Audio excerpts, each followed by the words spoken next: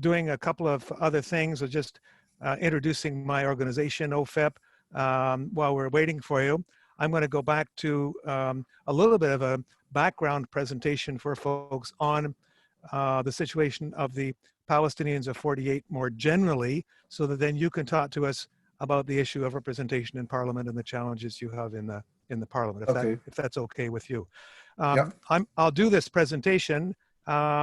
It's based on my knowledge, and you're most welcome to correct me. Maybe not while I'm presenting, but feel free to correct if I make any mistakes while I'm doing it. So I was just explaining to people that this is an invitation-only event. We have about 52 people on the line right now. If you have any comments or questions, use the chat function to do so. And the Vice Chair of OFEP, Grafton Ross, will be looking at what questions get submitted and trying to see which ones are the most popular, try to group them together. And this event will be recorded and made available on the OFEP website. Just to review sort of quickly, for some of you, this is already very basic information, and for others not. Dr. Jabareen is, of course, a Palestinian citizen of Israel. Palestinians in Israel are about 15% of the total Palestinian population. There are Palestinians, of course, in the West Bank, Palestinians in Gaza, Palestinians and refugees, but about 15% of them, about 1.4 or 5 million, live inside Israel. And they're often forgotten by the Western media. Here's a front page of a book by a man named Ilan Pappé called The Forgotten Palestinians. And these Palestinians live as a minority inside Israel. And they're in a very unusual situation because of all of the Palestinians in the world. They're really the only ones who have contact with normal Israelis. Most Palestinians only contact the police, the settlers, so on and so forth. But the Palestinians citizens of Israel go to stores, they go to beaches, they have places where they work. And of course, they also run into the police and so on and so forth. But they have the ones with the most normal contacts with the most Jewish Israelis. So where do Palestinians live today? Well, if you look at the green area, the West Bank and Gaza, that's what actually, when we talk about the situation of the Palestinians in Canada, we tend to think principally about the Palestinians who are living in the West Bank under occupation, or those who are living in Gaza, about 2 million there and about 3.5 million or so living in the West Bank. There are another 300,000 or so Palestinians living in Jerusalem. Now, technically they're in the West Bank, but legally their situation is somewhat different. We can't get into talking about that today, but they're in a little slightly different category. And then there are something like another 3 or 4 million Palestinians living in adjacent areas, Lebanon, Syria, and Jordan. They're refugees. Some of them live in refugee camps, and some of them don't live in camps, but live in those countries. And then finally, in the beige area in the map, there's about 1.4 million Palestinian citizens of Israel. And it's their situation that is the principal concern for Dr. Jabareen, because he's elected by them. And that's what we're going to be focusing on today. So a question might be raised is, why are the Palestinians so spread out all over the place? As I just said, it's, of course, has to do with the 1947-48 expulsion of Palestinians. About 750,000 Palestinians were expelled, but about 150,000 remained in what became Israel. They lived under martial law for the first 20 years, but eventually they became Palestinian citizens of Israel, or Israeli Arabs. I remember the first time I went to Israel, I met the Canadian ambassador to Israel, and he explained to me that some of the 1947-48, some of the Palestinians decided to leave and some decided to stay. It's kind of like, if you want to move to Montreal or you want to move to Toronto, the notion of expulsions didn't seem to really figure very strongly in his historical lexicon.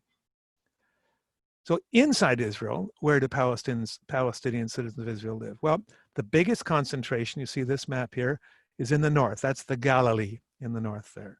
And in fact, I don't know if you can see my pointer here, but Dr. Jabareen can correct me. His town, El-Fahim, is somewhere in this area here, pretty close to there. They live in 122 separate towns that are actually officially called Arab localities. And in many ways, they are similar to our Canadian reserves. Some Palestinians, citizens of Israel, also live in the mixed cities of Haifa, Jaffa, and so on, a bit like some of our Aboriginal people live in Winnipeg or Toronto. And these Palestinian citizens of Israel all have the right to vote. And that leads to the Knesset. So here is the current composition of the Knesset.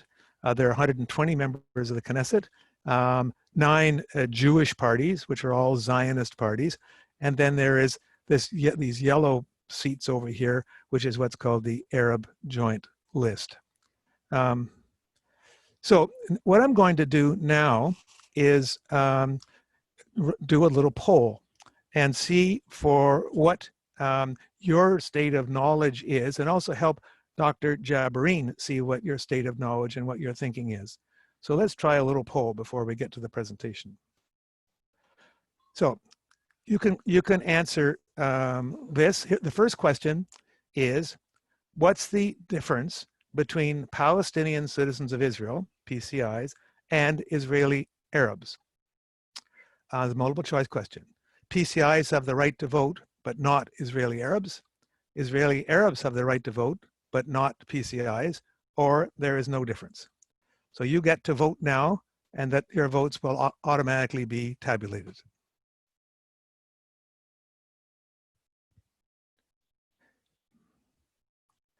Don't see any voting, so, okay.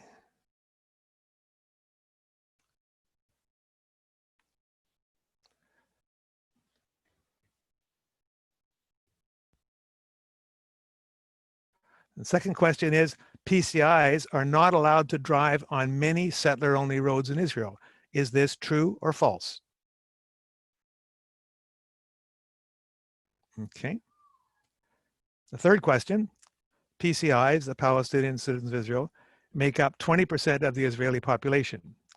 They're allowed to own houses on what percent of Israel's territory? 100%, 20%, 3%. Fourth question, what was the PCI voter turnout in the most recent Israeli elections? 25%, 50%, 65%. And the last question, all citizens of Israel get free state-run education to the end of high school. Schooling in Israel is completely integrated with Jewish and non-Jewish students in the same classes, completely segregated with schools for Jews and different schools for non-Jews, and it's up to the parents to decide. Okay, so now I'll give you time to vote on those questions.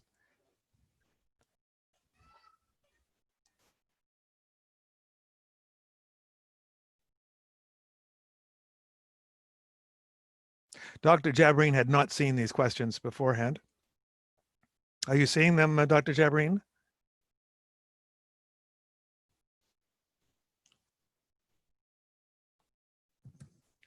I saw the questions on the screen. Yeah, right. Okay.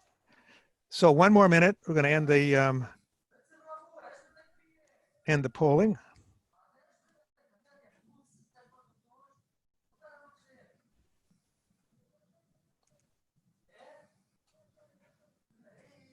"30 seconds.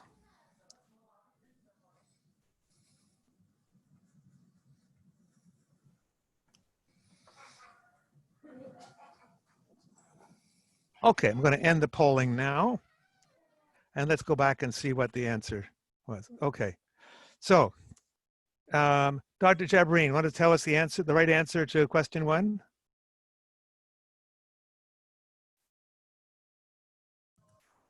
It's an exam for me. No, you're taking up the exam. Here's what the students said. So you're taking up the exam. So what's the difference between Palestinian citizens of Israel, the term Palestinian citizens of Israel, and Israeli Arabs? The fact is that the term of Israeli Arabs is the term used by the government and by Right, Israeli officials to identify our community, right, while we prefer Palestinian Citizens of Israel, Palestinian Arab Society in Israel, Palestinian Arab minority in Israel, Palestinian Arab population in Israel, right, but definitely not Israeli Arabs. right. Okay. Question number two. Palestinian citizens of Israel are not allowed to drive on many settler roads inside Israel. True or false, Dr. Jabareen?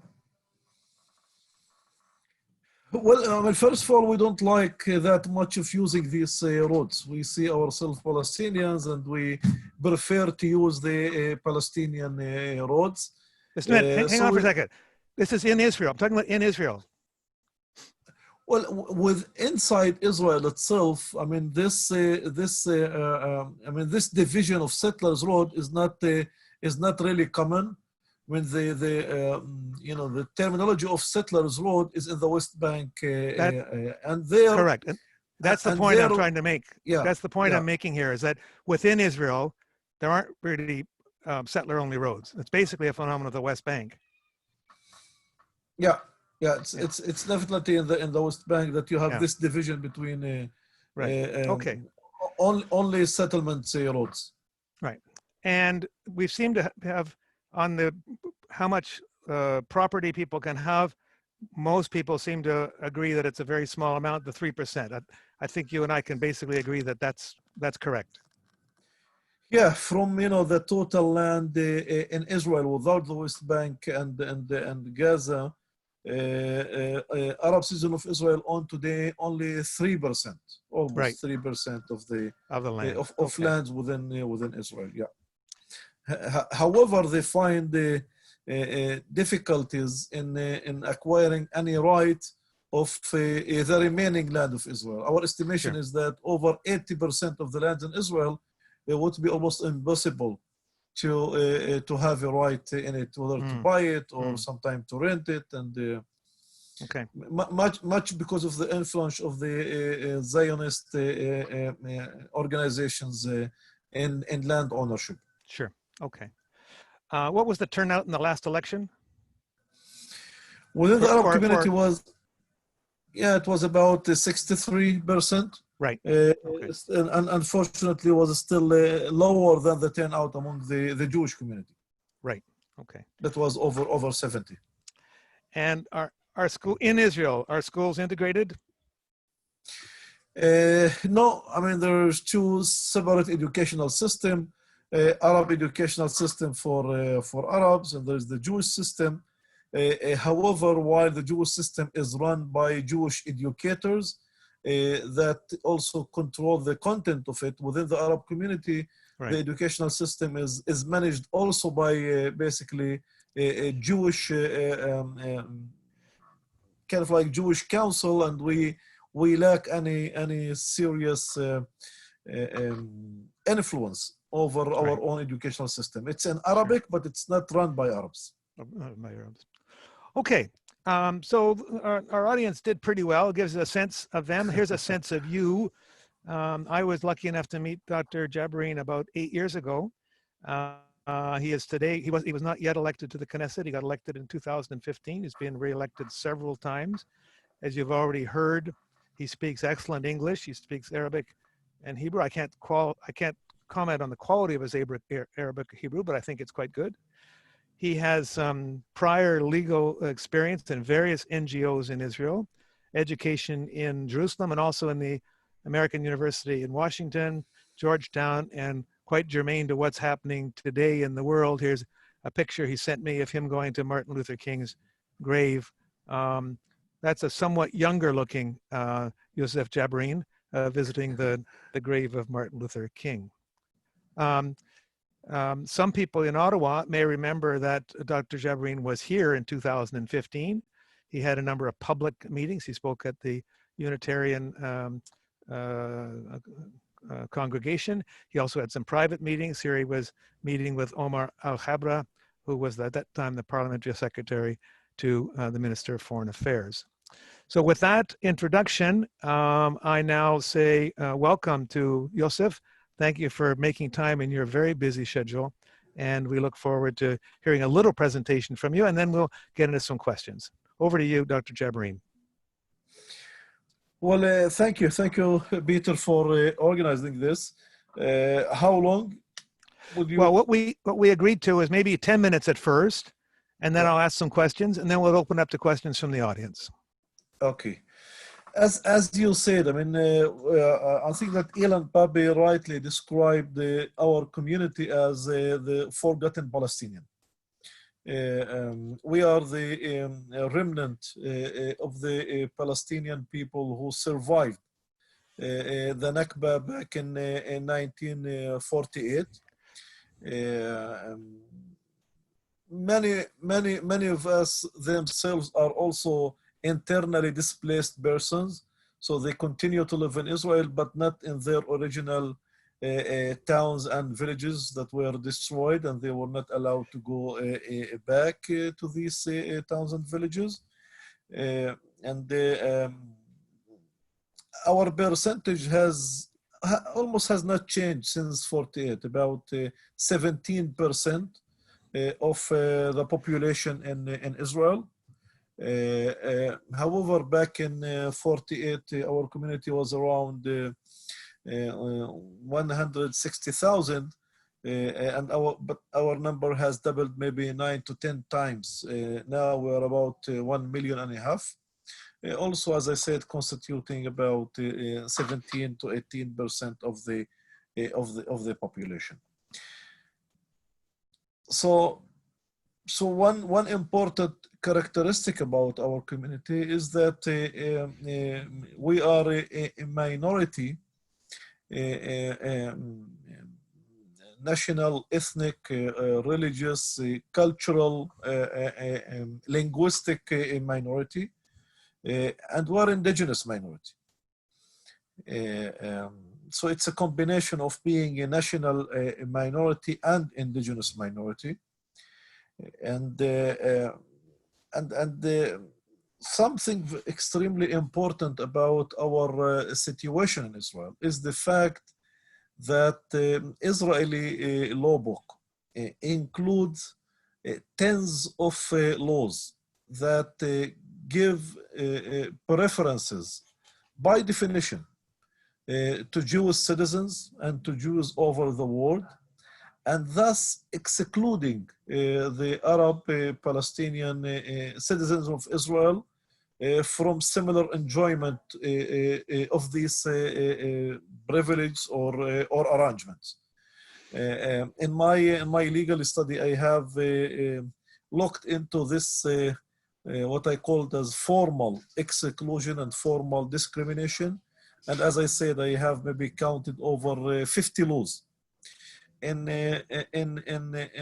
major areas of life, including in immigration, in the symbols of the state, in the cultural area, and religious services, in political freedoms, in language, in allocation of resources. And the result has been that our official status in Israel is definitely not equal by definition. So Israeli citizenship cannot be equal citizenship, and does not promise equality for all citizens. We are treated by law as a second or third class citizens. Some of these laws might be more familiar to you, like the law in immigration, the so-called Hok Hajwood, the law of return that guarantee for every Jew and his family to come to Israel to claim citizenship, while if you are an Arab or a Palestinian, it's almost impossible for you to come to Israel even if you have a family relationship here. Other laws include, for example, that the entire symbols of the state are Zionist, religious, Jewish symbols, and there is no representation for our community in the symbolic level. Religious services, the law enable um, electing religious leaders among the Jewish community, but no similar arrangement for the Arab Palestinian community. There are the laws on land ownership. There are special status for the Zionist organizations such as the Jewish National Fund, Keren Kayemet, and you know, these Jewish organizations have a special status by law in Israel, although they formally exclude Arab Palestinians and don't sell and don't buy them. And there are, you know, tens of laws that I could count here that have resulted in a situation that within the Israeli citizenship there's a clear ethnic classification that privilege Jews and basically categorize Arab Palestinian citizen as a second or third class citizen. That's on the formal level. Now, in the socio-economic situation, even in the areas where the Israeli legal system might promise equality, in a practice, the status of the Arab Palestinian community in Israel is inferior also in the socio-economic level in terms of poverty, the rate of unemployment, in terms of income. So if you compare all these important measures between Jews and Arabs, you see the inferior status of Arab citizens. So our status in Israel is a combination of both, of inferiority by law and of inferiority by socio-economic status. The result is that in terms of the socio-economic status, we are the poorest maybe group within the country. Unfortunately, the process of legislation that exclude the Arab citizen of Israel is still going on. I mean, most of the laws that I have mentioned were adopted in the establishment of the State of Israel, the first year of the establishment, mainly in the 50s. However, 2 years ago, the Knesset adopted the nation state law that basically deepens the discrimination against our community in the areas that I just mentioned, in the area of immigration, in the area of culture, in the area of land ownership and etc. Take for example Article 7 of the Nation State Law adopted in 2 years ago, that says that Jewish settlement is a national value in Israel, and that the state would encourage and broaden the establishment of Jewish settlements. This is a clear example of giving special treatment, preference for the dominant Jewish group. From a human rights perspective, you could grant preferences only if you do that to compensate a disadvantaged group for historical discrimination. The case in Israel is the opposite. That special positive treatment is giving for the dominant Jewish majority, and that happens, in the beginning of the 21st century, where the international norms supposed to be those of equality, of inclusiveness, and of equal citizenship. So I think when Israel defined itself as being Jewish and democratic, I could see clearly there is a clear, not just tension, but a clear contradiction of these two elements of the State of Israel. And by that, I mean that the definition of Israel as a Jewish state has meant formal preferences given to the Jewish majority at the expense of the Arab minority, of what the government would call non-Jews. bearing in mind that the principle of equality is the basic principle of any democracy in the world, we could see that Israel's definition as Jewish and democratic, by the way, it's in this order, Jewish and democratic, has an internal contradiction. Because if it's a democracy, it should guarantee equality for all, something that the Israeli legal system does not guarantee. Because being a Jewish has meant giving special preferences for the Jewish community. And that's without maybe saying anything so far about the 1967 occupation of the West Bank, Gaza, and East Jerusalem that's still going on until today. So the Israel pretends to define itself as a democracy has clear two difficulties here.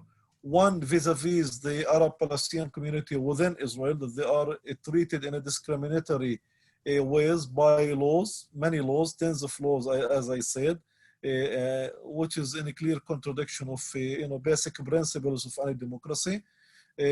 But also there is the ongoing military rule over Palestinians in the West Bank and Gaza, denying them a basic right of freedom and of citizenship.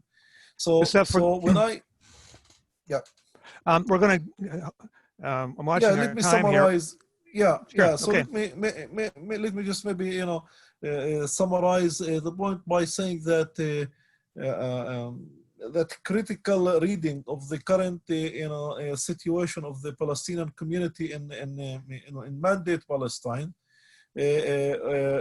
would basically refer us to three main violations of human rights, of basic human rights. The first one is the right for equality for Arab citizens within Israel.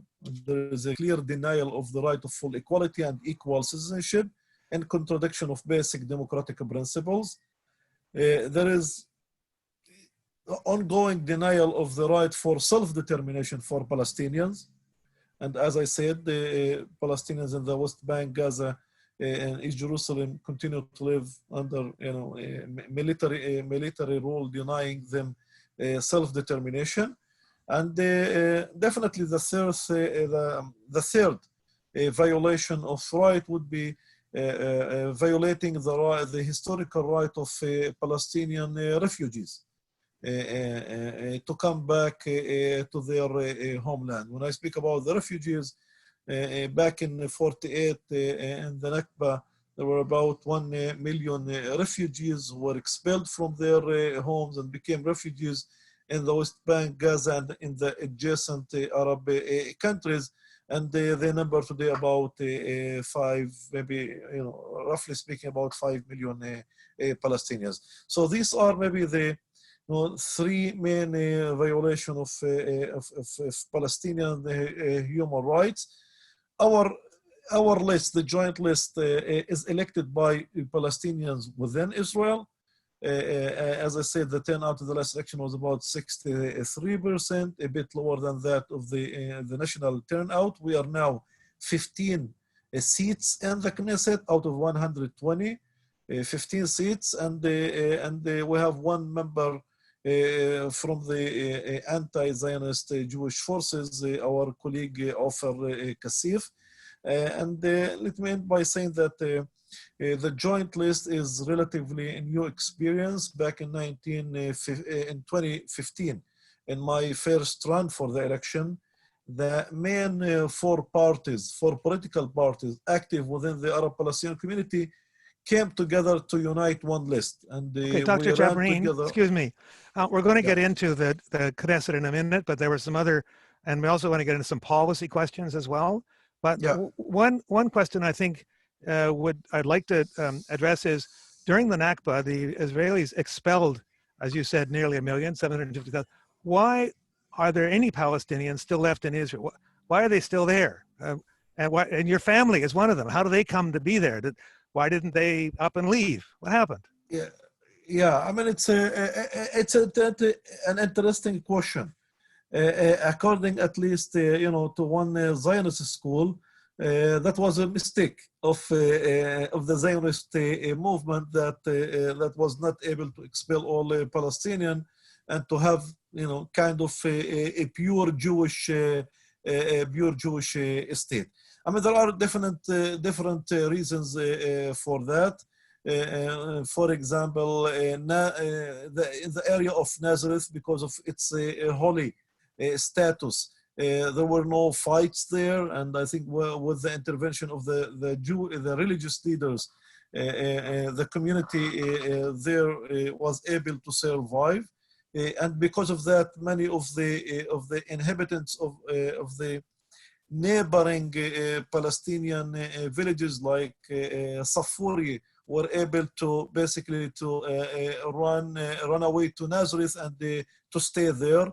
The area of the triangle in Al-Fahim and the surrounding where I live also was basically decided to be part of the newly established state of Israel in the ceasefire agreement. So there was no fighting after the ceasefire agreement. So that was kind of like a ceasefire agreement to have the borders in the area here. Many of them were not even able to leave. They didn't have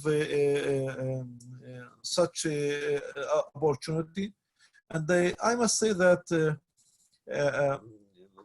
the Palestinian community who remained within Israel back in '48 were mainly the poor community, the people who didn't have the chance to flee, or they were expelled, but they were able to move to other areas where they have relatives, or they have friends, or they have extended families. But this is really an interesting question, and I must say that it was never really deeply investigated. What were the circumstances in which the 160,000 Palestinians survived this war? I would also say that your grandparents stayed in the house they were in. They still, your yes. family still lives where your grandparents lived. Is that correct? Yeah, as I said in my case, because in Al-Fahim, the drawing the borders was some kind of like an agreement of ceasefire. So that included the area of Al-Fahim within the newly established state of Israel. But as I emphasized in the beginning, about 30% of our community today, so it's like hundreds of thousands of our community, they are internally displaced persons, which means that they are internal refugees. They live in Israel, they hold Israeli citizenship, but they don't live in their original towns and villages. These villages were destroyed back in the Nakba, and they were not allowed to go back. And it's a very painful and extreme situation in which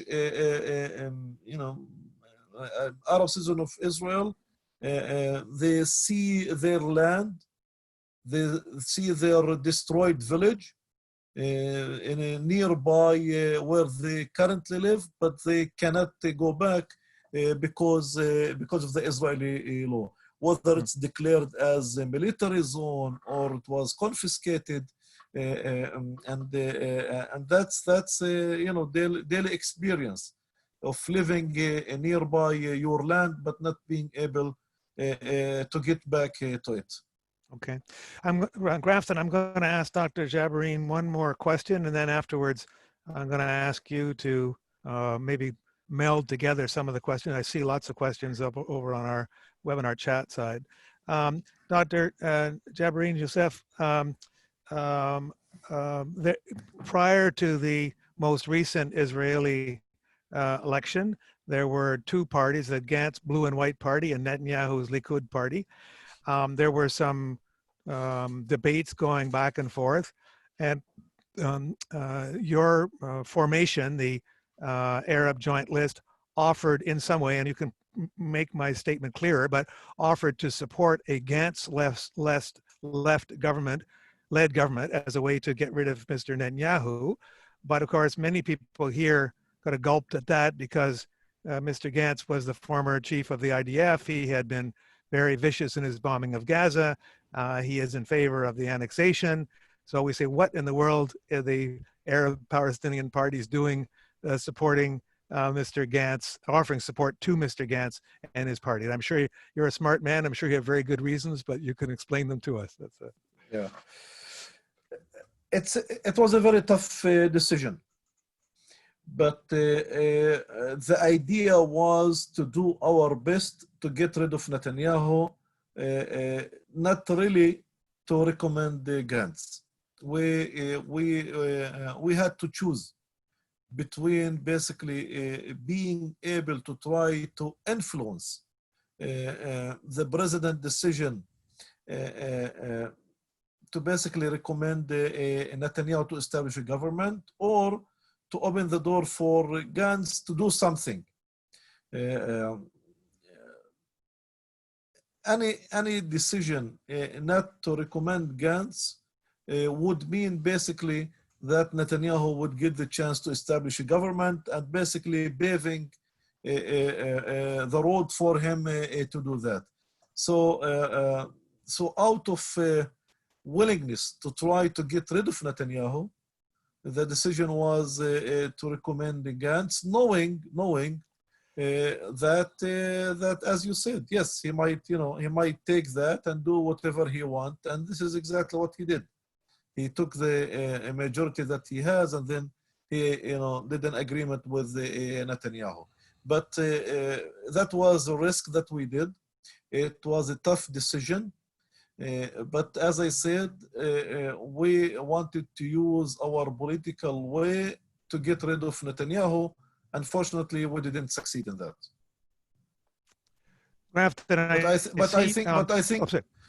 But I think, Peter, otherwise, like if we hadn't done that, we would have a lot of criticism from our community of not blocking Netanyahu and basically opening the door for him to come back in a stronger way. Okay. Grafton, I'm going to turn it over to you here in a second. I do notice, though, that I haven't managed this as well as I might. We have questions coming in on the webinar chat and also questions coming in on the Q&A. Are you noticing both of those? I am. Okay. I've been, sorry. I have not organized all the ones on the Q&A yet, but okay. I will do that as Dr. Jabareen begins to answer the first few questions. Okay. Hello, Dr. Jabareen. Hello. I had the bounty of being the chauffeur for Dr. Jabareen when he was here visiting in Ottawa several years ago. So it's nice to see you again, sir. Thank you. I've tried to group the questions a little bit. There are several questions around the joint list itself and its relationship with other parties in the Knesset. So I'll ask them as a group. I think you mentioned you had one Jewish member in the joint list. Yeah. To what extent is the joint list Arab, and to what extent does it want to be Arab? And what happened? What is the joint list current position regarding cooperating or forming coalitions with other parties in the Knesset? Yeah. Well, I must say that we meant to increase the voter turnout of Palestinian citizens of Israel.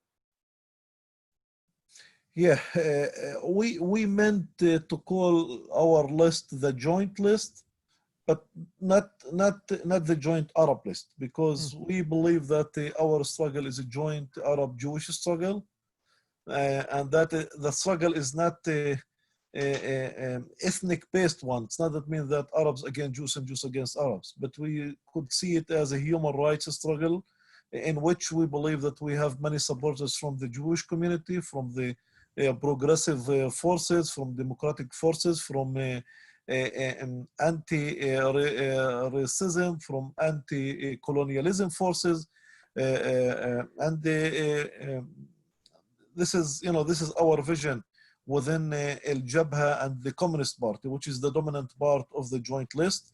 And historically, our list in the Knesset has been a mix of Jewish and Arabs.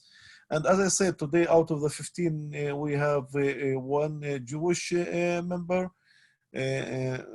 We hope in the future maybe to have also more in order to have it more as a mix and integrated Arab-Jewish struggle.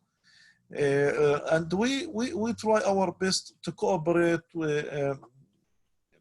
with other parties in the opposition. Today, the main two parties that we could cooperate with is Meretz in one hand, with its 3 seats, and there's the Yesh Atid with Yair Lapid as the head of the opposition. We already cooperate in issues against the government. The question would be to what extent we will be able to cooperate on the broader political issues. For example, the annexation. I believe that Meretz against the annexation, and we in the joint list and Meretz coordinated yesterday a demonstration in Tel Aviv with the thousands of Arab and Jews participated in it. So that was a sign that the possibility of a joint struggle of Arab and Jews is there, and it's important. When it comes to Yesh Atid, we are not sure yet what their stances would be. And funny enough, in the opposition today, against the Israeli government, there are 2 right-wing parties, Israel Beitenu, led by Lieberman, and Yamina, led by Bennett and Shaked. So those 2 parties, I would say, they are in the opposition, but I believe that they would be supportive of the annexation because they have a right-wing agenda on that. So I'm afraid that the idea of annexation of the Israeli settlements would get broad support also from the opposition, not just from the coalition. So basically, the real opposition is basically our joint list with some kind of cooperation with Meretz and with the Yesh Atid, but probably with that would be more on the social issues, and unfortunately maybe less on the political issues.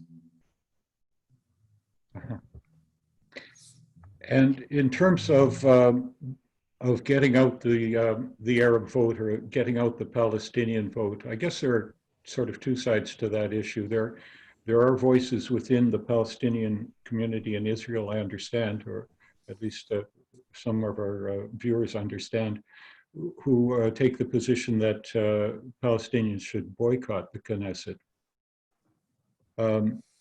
So what is your view on that? And if you feel that Palestinians should participate, how do you propose to increase the participation rate, the voting rate? Yeah, I believe that that as a discriminated against minority and as a marginalized minority, we need to do our best to protect our rights and to defend our rights, and sometimes to protect our existence, including the developments of our municipalities, of our political freedoms, getting resources for our community, trying to create new jobs, housing projects, etc. And I believe that being in the Knesset is one of the important areas we could serve this struggle and we could advance this struggle. And I don't see how boycotting the Knesset would be beneficial. In fact, being in the Knesset enable us to reach out to the international community, also to reach out to the Jewish public on issues relating to our community and to the general Arab-Palestinian conflict. And it also enables us to take a leadership role also within our community itself in the public struggle that we lead along with mayors, Arab mayors, and national leaders. So, so I think it's important to be there as part of our resistance of the discriminatory policies and laws. However, I could definitely understand those who might say that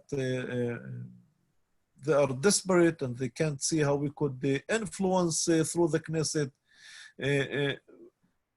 However, for those who suggest that we need to build our own institutions, Palestinian institutions within Israel, I would say that this is not an alternative for being in the Knesset. We could do both. We could be in the Knesset, represent our causes and our issues, and at the same time, build our own institutions outside the Knesset and support popular struggles and demonstrations in the streets. So we need to see the broader picture and realizing the limitation of being in the Knesset, of our limited ability to influence the political process because we are in the opposition, we are excluded, we cannot be a part of any Israeli government because of their political agenda. That still doesn't mean that there is no important for being in the Knesset. I think it's still very important to be there and to represent our cause also through the parliament, bearing in mind that our influence is way beyond the parliament. It includes being active internationally, outreach the international community, but also be active on the street outside our parliamentary work. Thank you. A number of us are wondering about the discriminatory laws that have been passed in Israel, particularly the new basic law. Is there a kind of a formal program to challenge these laws in the Israeli court system, in the Israeli Supreme Court? And if so, what has been the measure of success? Many of these discriminatory laws were enacted before 92. Why 92 is important? Because the Supreme Court authority to invalidate Israeli laws became only after 92. So it was only after 92 because of constitutional changes in Israel that the Supreme Court got the authority to strike down laws. However, the authority was only for laws adopted after 92. So all these laws before 92 are basically protected in the Constitution, and the Supreme Court cannot interfere. So the question is, what about the new laws? Unfortunately, our challenge for at least 3 or 4 discriminatory laws was not successful. One of the famous cases was the case against the law that prohibit family reunification of Arab families within Israel. The Supreme Court, with a narrow majority, didn't accept the petition. So unfortunately, there was a big disappointment on that from the Supreme Court. The leading discriminatory law now is the nation-state law. There are several petitions in the Supreme Court But these all are still pending, and that's a challenge now for the Supreme Court when many officials in the Israeli government have been warning the Israeli Supreme Court that it shouldn't interfere in these issues. So the question would be to what extent the Supreme Court will have the challenge and to have the courage to interfere. I hope so. These are clear discriminatory laws. It contradicts international values of equality, of equal citizenship. But the question would be to what extent the Supreme Court in Israel would have the courage to interfere and to strike down these laws. This is something that we will see. But this is a good point to understand the ongoing attack of the current right-wing government on the Supreme Court, warning the Supreme Court justices that they are not supposed to interfere in these issues. These are political issues. It's for the elected representatives, which means the government, to decide on, not for the Supreme Court. So there has been a lot of attack on the Supreme Court. So it's not the Canadian Supreme Court, it's not the US Supreme Court, because they don't have a constitution that include the clear and expressed right to equality, which make it weak in terms of legal basis to basically to strike down these laws. In your view, is it accurate to describe Israel as a theocratic state? I think it clearly has theoretic aspects or characteristics. The influence of the Jewish religion is very clear almost in all areas of life. Not just vis-a-vis the Arab community, but also vis-a-vis the Jewish community. For example, there is no civil marriage in Israel until today. And there is no clear division between and separation between the state and Jewish religion. And basically this mix of state and religion has meant also further discrimination against the Arab community. So it has influenced the status of secular Jews, and it has definitely influenced and exclude Arabs by granting this special status for religious arrangements. Just as an example, the Israeli law establish religious councils in all Jewish areas and Jewish localities, establish Jewish religious leaders for the different religious groups, and no comparable arrangement for the Arab community. So there is no recognized Muslim leaders, for example. There is no recognized Muslim body to run the religious issues.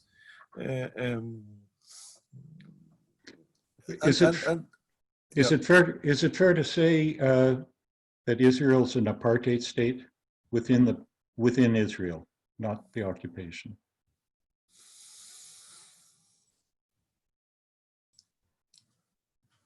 I think that now with the adoption of the nation-state law,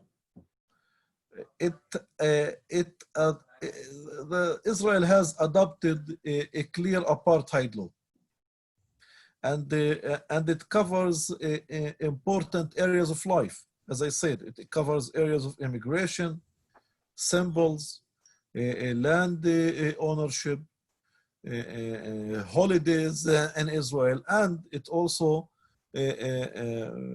open with a declaration about exclusive right of self-determination only for Jews. and that in the land of Israel, according to the law, the Jewish people enjoy its cultural and religious and national self-determination. So all of these statements within this law basically exclude and discriminated against all non-Jews, mainly the Arab Palestinian community in Israel, and definitely in the West Bank also, and Gaza, because the law basically doesn't recognize the existence of any other collectivity alongside the Jews. So the nation-state law, I would see it clearly as an apartheid law. This is exactly what I called it in the Knesset in the discussion. Some of its discriminatory provisions are already implemented on the ground because it adopts also previous arrangements. And once it's fully implemented on the ground,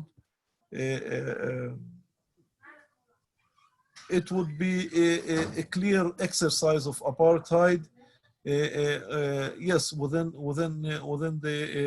Israel proper, even without addressing the situation in the West Bank and Gaza. So I would say that it's a creeping, and it's a gradual deterioration toward the apartheid if these attitudes of adopting discriminatory laws and policies intensify in the coming years. Thank you. There are a number of questions around the relationship of the Palestinian community in Israel and the Palestinians in the West Bank. And a number of them revolve around the One Democratic State campaign. I'm sure you're familiar with. Does the Joint List have a position on the one-state solution, or does it still support the Oslo peace process? Well, the political platform of the Joint List is based on supporting the idea of a two-state solution, struggling for the establishment of a Palestinian state on 1967 borders, adopting that as the solution adopted by the international community, as the solution adopted by the United Nations Security Council, and as the solution now also adopted by Palestinian leadership and all of the Arab and Muslim countries. However, we are aware of the fact that this solution leaves Palestinians with only 22% of their historical land, of mandate Palestine. So I don't see it as a just solution, but maybe we see it more as something, as a solution that could be doable, a compromise that could be implemented, taking into consideration the balance of power internationally. However, I must say, our platform is a human rights platform. And the adoption of the two-state solution is based on the notion that it's achievable. So there is no rejection of the idea of one democratic state, because one democratic state would also implement our vision of human rights for all. It would implement the vision of equality for all. It would implement the vision of self-determination. It would implement the vision of the law of return for Palestinians, or the right of return for Palestinians. So I could see the vision of one democratic state that protect, whether it's a binational state or a secular state that protect the individual right of each citizen, I would see it as also as a desirable solution. However, maybe as politicians who are active on the ground, we are still maybe attached to the to a solution that look more practical on the ground. But I'm aware of the fact that this solution of two-state solution is by itself becoming also very difficult. And if especially if the annexation plan goes ahead, it might even become impossible. I know that some of you would say it's already impossible to achieve it. So I would agree that maybe the counting down on this solution has already started. And the further development in the region might also change the discourse into one democratic state. I also must say here that we don't want to be in a situation in which the one state solution gives some kind of legitimacy for maybe not to struggle against the settlements. Under the assumption that, you know, if it's one state, so the settlements would be part of that one state. So I don't want to be in a situation that supporting one state solution would basically influence the struggle against the settlements, or negatively influence the struggle against the settlements. So this is a point that important to emphasize here. Thank you. A number of attendees have questions about day-to-day life of the Palestinian community in Israel. And please forgive us if some of these seem naive. It's a matter of curiosity. Are the Christians living in Israel treated the same way as the Palestinians? Can Palestinians obtain passports and travel outside Israel? Does Israel permit the Muslim call to prayer 5 times a day? Well, as citizens of Israel, all Arabs, both Muslims and the Christian, we have Israeli passports. So we do use these passports in our travel. Relatively, we do enjoy this right of leaving the country and coming back through the Israeli passport that we hold. Discrimination against us is against us because we are Arabs. So it doesn't really matter if we are Muslim or Christians. The policy is the same. Being an Arab matters in Israel. Your ethnicity matters in Israel. And when I speak about denying rights, it denies right to all Arabs, both Christians and Muslims, in terms of, like, land ownership or Arabic as our collective language, or denying our study of our history and narrative and identity within schools.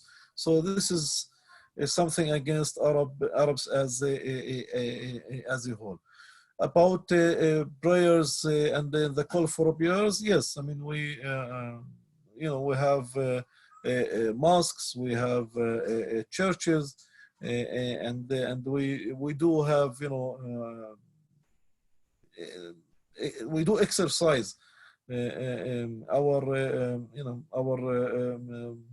religions and mainly in our towns and communities. When it comes to the now the so-called mixed Jewish Arab cities, mainly Haifa, Acre, Tel Aviv, Jaffa, Lod, Ramli, There, because of the Jewish majority that control the municipalities and the localities there, Muslims and the Christians, like the Arab community there, do face more discriminatory policies, including including in the area of religious rights. For example, in Ramle, just a while ago, there was a fine issued to one mosque because of the adhan, the call for a prayer, was relatively loud. So there are special circumstances in mixed Jewish Arab areas. Why, when it comes to the Arab localities in the south and the north, in the triangle and the south, relatively speaking, we have more flexibility in exercising our religious rights. But I must say also that religious rights and ethnic rights in the political situation in Israel are mixed. I mean,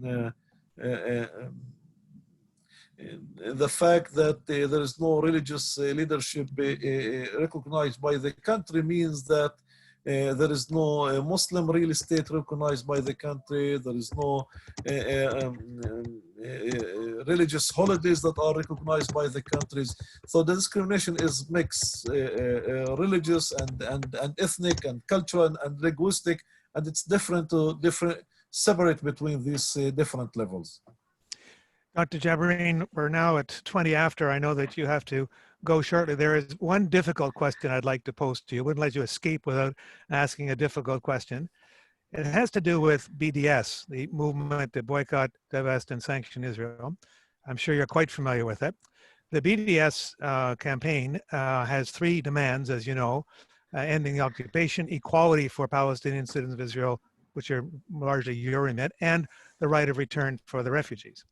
Now, it positions that we should boycott goods from Israel, not just goods from the West Bank, goods from Israel. Your constituents, some of them work and produce goods from Israel. How does the joint list manage its relations to BDS when the call will obviously have some negative effects if it's taken up for your constituents? Well, I mean, first of all, the three demands of the BDS are three human rights demands and the three democratic demands: equality for all, self-determination for Palestinians, ending military occupation, right of return. And all of these demands are internationally accepted and internationally supported, including by international law. When it comes to Palestinians in Israel, there is some special circumstances in our daily life that makes it difficult to deal with the BDS as part of our daily life, because in our daily life we deal with the Israeli institutions, we work in the Israeli institutions, and we are integrated into the daily life as part of our special circumstances here in Israel. So I guess nobody would ask an Arab Palestinian law professor not to teach at the Israeli universities, because this is where he, this is the only places where he could teach if he want to stick to his homeland. So there is a special circumstances when it comes to the Arab citizen of Israel that are definitely different than the visions from people who live outside, whether are Palestinians or Canadians or Europeans who are supportive of the BDS. I could definitely understand pro-Palestinian who would say that that as as long as Israel does not end the occupation, he is not willing,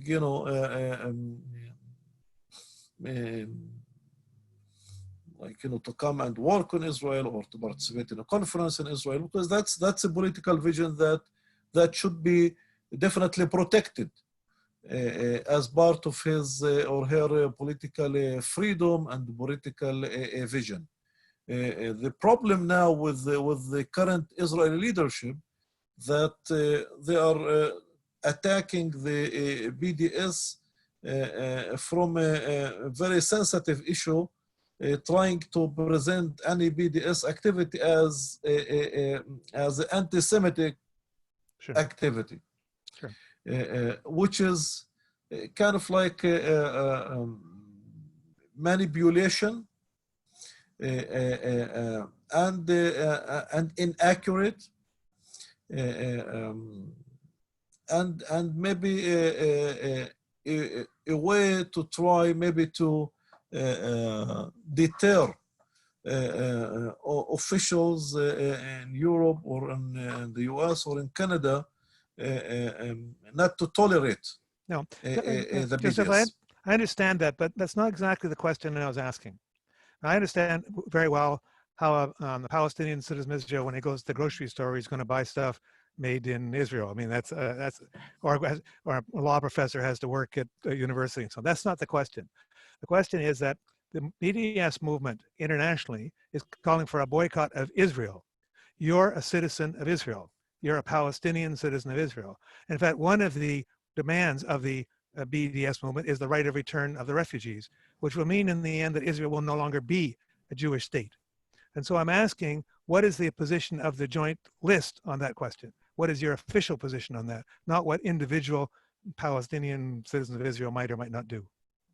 Yeah, but as I said, in terms of the demands of the BDS, these are the demands of our of the entire Palestinian people, and these are, as I said, these are demands that are adopted by, generally speaking, the international community about equality, ending occupation, self-determination, the right of return. Of course, that that we are supportive of that in the joint list. So these are it's also written in our political platform. It clearly says that was the question. The issue of equality for all citizens, recognizing the group rights of the Arab community within Israel, ending the occupation, and respecting the right of return for Palestinians according to UN decisions. So in terms of the political vision of the joint list, I think we are very clear in that. It's written in our political platform. Thank you very much. That wasn't clear to me, and so I appreciate that. And by the way, when it comes to the settlements in the West Bank, we have a very clear boycott call of not to deal with anything that has to do with the settlements, with the occupation, boycotting institutions there, boycotting companies, products, and in fact we call upon the international community to boycott settlement products, not just to mark them. And we believe also that the settlers themselves are part of this gross violation of the Palestinian people and should be boycotted as well as violators of international law. Something, Dr. Jabareen, that you may know already, but some of our listeners might not know, is that, of course, a Palestinian living in the West Bank has to get a Canadian visa if he wants to visit Canada, but a settler living in the West Bank is treated as an Israeli citizen and can come here without any visa whatsoever, just like a Canadian going to Israel can be treated. So we discriminate in favor of the settlers by our immigration policy. Dr. Jabareen, you've been very generous with your time. I know you're a very busy man. It's always hard to get a hold of you, but you're always very friendly and welcoming when I do. And so happy to do that. I want to thank you very much for spending time with us. There we got it for a second here.